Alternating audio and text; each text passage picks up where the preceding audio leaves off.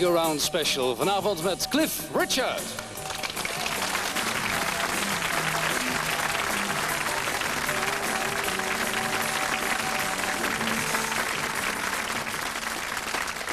Goedenavond en hartelijk welkom. U heeft het gehoord. Vanavond een televisiespecial met Cliff Richard. Cliff, welcome to the show. And let's first have a look and listen to Power to All Our Friends.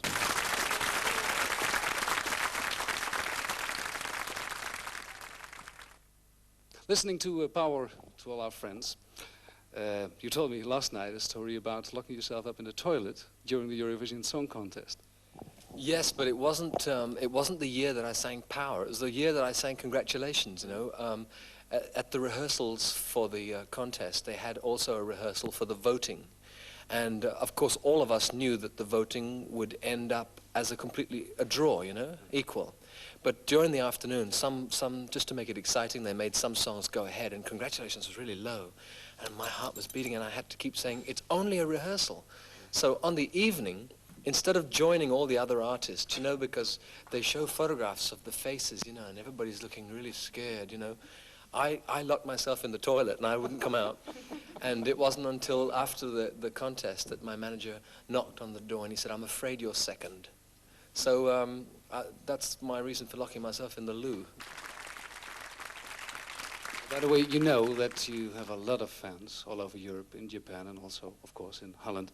And they don't have the opportunity, most of the time, they don't have the opportunity to speak to you, to ask you questions. Here they have, and we picked out a few of your fans, and they would love to ask you some questions. So, how about it? Cliff, there are not so many Cliff Richard concerts these days, but more, that's what we think, gospel concerts. What do you think with such a gospel concert? Isn't it very difficult for you? Because you must know that there are many people in the audience who only come to see Cliff Richard.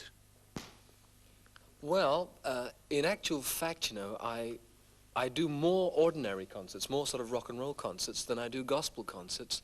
But I guess away from England, most people only read about the gospel concerts. But each year I do one whole month of just ordinary concerts for the public in England. As for the gospel concerts, I don't think it's any problem because as a Christian, I just feel that it's important to give my time to something that I believe. So even if somebody comes, for instance, if they come to a gospel concert only to see me, the thing is, I do not sing Congratulations or Power to All Our Friends in that concert. I only sing Jesus music. So, so that for 2 hours, those people will hear Jesus music. And if it is going to have an effect on them, it will. And if it's not going to have an effect, it doesn't matter. They'll just enjoy good gospel music. So I don't feel it's any particular problem. But I'd hate the public to think, particularly in Europe, that I do more gospel concerts than I do ordinary ones. I still have an ordinary career, and it's because I have that career that I get given the opportunity of doing gospel concerts, you know. How would you compare your career now as a Christian to the early days of your singing? That's not too difficult to answer, really. To me, it's become completely different. When I first started to sing rock and roll music and pop music in general, my only interest was singing. My only interest was to make money, and my only interest was to be famous as quickly as possible, all of those things. When I became a Christian, it kind of gave me a sort of new outlook. I suddenly realized that these things, okay, they're important and they're nice and it's good fun, but they don't add up to make life really exciting. And the funny thing is, I'm not the only person who's been through this. When you think we've mentioned, you know, you talk about the Beatles and things, they are people who are more rich and more famous than probably any other pop star ever, apart from maybe Elvis. And even they went through this process of suddenly thinking, it's not enough. It's good and it's a lot, but it's not enough to make life really good. And the same thing happened with me. I just thought, well, I like it. You know, I like wiggling my knees and the girls going, whoa, Cliff. And it was, well, I think every boy likes that, you know. It was terrific. I really had a good time. But then suddenly I thought, it's not enough because it only happens in the concerts. Now there's another 23 hours in every day. And I needed more than that. So when Christ became real, when I suddenly realized he's not history, he's like today, and I said, I'll go along with him, let him do my life from now on. Everything changed. My attitude towards money, my attitudes towards fame, everything seemed to have changed completely. And now, for me, people are more important than things. And I think a lot of people today, my age, young people who are under the age of 36, they feel the same, you know. We've become an age of people who realize that materialism, okay, it's important. We live in a material world, you know. The chair's material, is important to have it to sit on. But it's not important in the terms of life. This chair is not as important as him or her. And that's what, well, that's one of the things that Christianity has taught me. Since you started your career about, what was it, 18 years ago, things were happening very fast in Europe and even in Japan, but never in America. Why do you think, and does it bother you? It doesn't really bother me anymore. When I first started, the Shadows and I went to America, actually, and we did concerts there, and the concerts were really terrific. The audience reaction was, well, it was like a dream, you know, and we thought, this is it. But in America, it's so big. One concert's not important, you know. One town is not important. You have to have a machinery. You need a record company that is going to put out big posters, and the public need to be told how good you are, even if you're really bad, you know. By the way, talking about America, you brought along a wonderful girl, a good singer, Sue Schifrin. Where did you meet her, and where and how? Well, I met Sue because, in fact, I did a TV show in England, a series, and we did 2, we call them pilot shows, you know, trial shows, really, to see if the public would like them. And my idea was to say, rather than to have a lot of famous guests, everybody has famous guests, and of course that's very nice as well, but I thought it would be nice and different if my show could introduce new professional people. Not new amateurs, but new professional people, people who already were writers and singers. And Sue was connected with my office. We share the same agency and everything. And I liked the record she'd made and liked her. And we suggested, let's have Sue on the show. And that's the first time we actually worked together. We did the TV show, and she got terrific reaction. In fact, I remember one of the reviews said that they'd like to see more of her on television, and I think that certainly in England we will. Cliff, I wanted to ask you something, because you're leading a very profound and also very busy life. Out of religion's reasons, I wanted to know how you remain such a normal and content-satisfied person. Well, thank you for thinking that I am. That's important. No, it's important to me.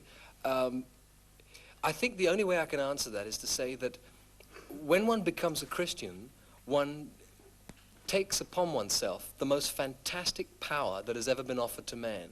You do not get left by yourself. The whole thing is that before you're a Christian, you're on your own. You have to survive life by yourself. Now, when you become a Christian, Jesus becomes a character that is so powerful, there's nothing you can't do if you will allow him to do it through you. So that, again, it comes back to an earlier question, really.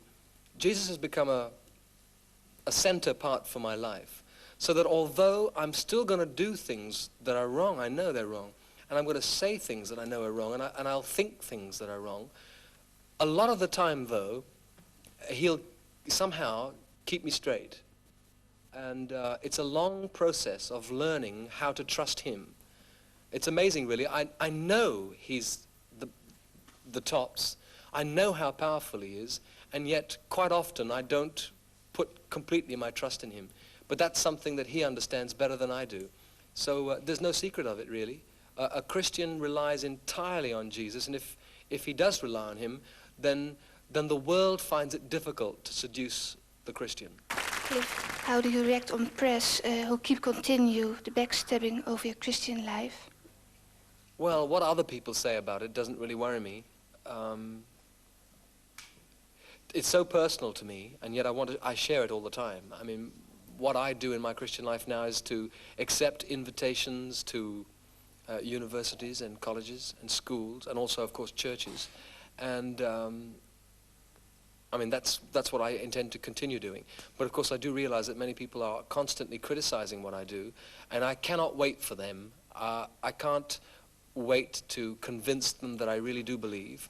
I just have to say, look, either they believe it or they don't believe it. It's not important. I have a life to lead, and there's lots to do, and I can't wait. So, you know, what I plan to do is just to continue what I have been doing, but maybe do more of it, you know.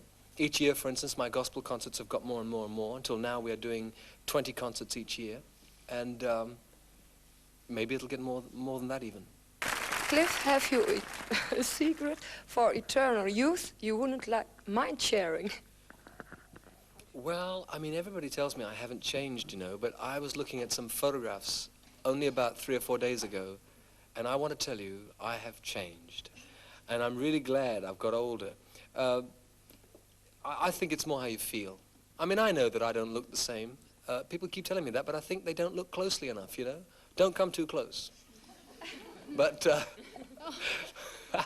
but basically, I don't think there's any kind of secret for keeping young. I think you just, if you feel good and you feel young, then that's the way you appear. And it doesn't matter if you get cracks under the eyes, it doesn't really matter at all. It's just the way you feel. Also, I have a mother that looks very young, so maybe if we have the same kind of blood, it'll be okay. Well, Cliff, for years now, there's been a kind of mystery surrounding your private life. And because you managed to remain a bachelor, people wonder if you will ever be hitched. Yeah, hitched. Well, as to the mystery of my private life, it's only because I don't share my private life completely with the public. They know so much about me. They know all about my Christian activities. They know basically where I live. But I always feel when I go home, it's the way anybody feels, you know, when you've finished work, you go home, and you don't necessarily want to talk about work or be with the people that you've been with all day. And so it's not really a mystery, it's just that I don't let the press come into my house all the time and take pictures of me eating my eggs and bacon and things like that. And as to being a bachelor, I don't know. I mean, who's to say? I mean, funnily enough, there was, what do you call those people who tell the stars in the newspapers? And it said that I had not met the person that I'm to marry, but that she was not going to be English. So maybe she's going to be Dutch. Wel, aan het einde van het programma, nog 1 nummer houden we te goed, waar dit programma mee afgesloten wordt. Cliff, thank you very much for doing this show. We are very happy. I hope you're happy too about this show. And well, I'm sure that most of the people in Holland are looking forward to your next visit to Holland. Well, thank you very much. Thank you. I'm looking forward to coming back. Thank you.